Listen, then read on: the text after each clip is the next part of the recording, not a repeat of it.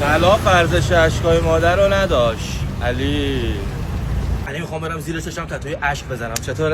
چطوره؟ مهدی واسه کسیه که قتل کرده، تو یه گواهینامه نداشتی گرفتنه.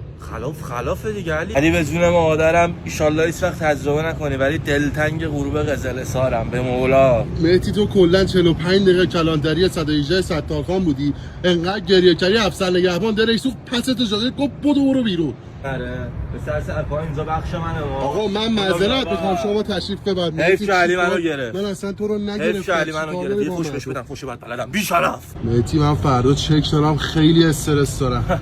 پسر خوب تا حالا از ترس مأمور با کتونی خوابیدی شبا از استرس ورود زدن؟ مهدی والا تو اگه با کتونی بری تو خونه مامانت یه جور میزنته تا 3 روز نتونی از جات بلند شی. علی مأموره اومد ازم اثر انگشت بگیره، اینجوری انگشتمو میکشیدم رو دیوارای آگاهی به جون مادرم که نتونه. به نظرت این صحنه متری 6 نیست تو سینما با هم دیدیم؟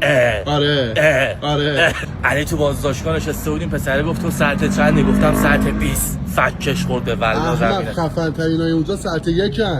امید دادا عشق منی، بدخوامت خداشی بگو. بیا ساعت 1 در شهر داره نشونت میده. علی کجا نشون میده؟ شما یکی از شهروندان متخلفی هستین که موتورتون رو گرفتن، نظری نداری؟ بسم الله الرحمن الرحیم. یا مقلب القلوب و الابصار یا مدبر آقا اللیل. چی داری میگی؟